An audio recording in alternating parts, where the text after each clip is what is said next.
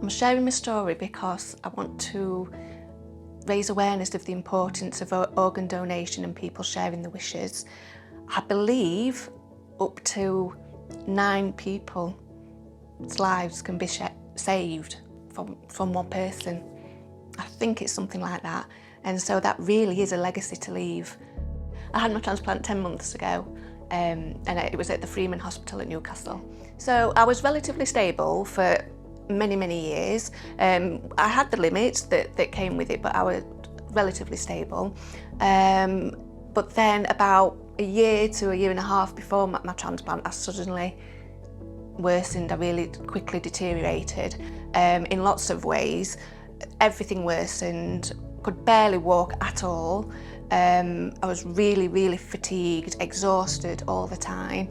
I was increasingly blue and I was very ill. I was really ill. Basically, it turned out that my only option for survival really was a heart and double lung transplant.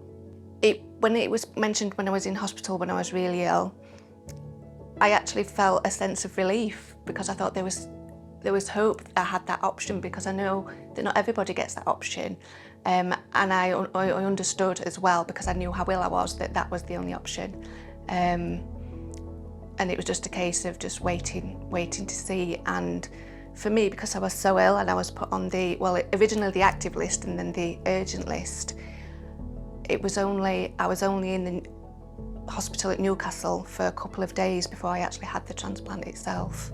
And I remember kind of the vague thing of waking up and thinking, I'm alive, I'm here. And I do remember one of the first things I noticed when I woke up. I looked at my hands and they were no longer blue.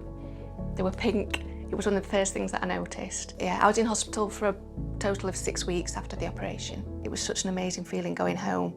But also straight away, even though I was very weak from the operation, noticing the little things where the breathing was easier. Just even though I had to build my strength up, it was so much easier. That was it was so new, so it was a wonderful experience, because I always say that my transplant saved my life and changed my life, because yes, it obviously gave me my life and a new lease of life, but a life that I've never had before, because knowing I could walk down the road and not get out of breath, and it's like I joined in with the world and joined in with what everybody else was doing. It was amazing. So 10 months odd now from the surgery, and I'm feeling really well.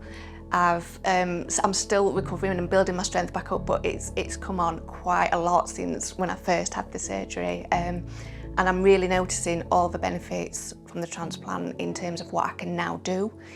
I can go on quite long walks. My day-to-day living, day-to-day activities are so much easier than what they were. It's just amazing, it really is. The last year, I have to say, has been one of the most amazing and yet profound experiences of my life.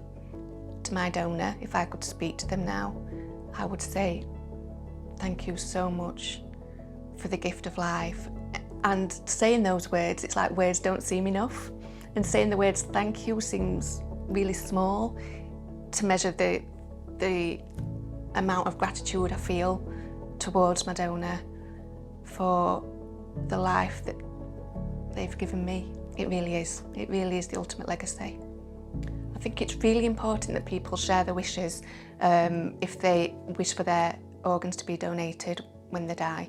It's such an important decision to make if they're able to. Obviously not everybody's able to, because even though there's the opt-out scheme now, unless you communicate to your loved ones what your wishes are, then it's down to the loved ones to make that decision, and it might not always be the same decision that you've made. So it's really important to make your wishes clear to your loved ones. Really important. I'm just looking forward to being able to do all the things that I've not been able to do before, and to live a healthy, happy life.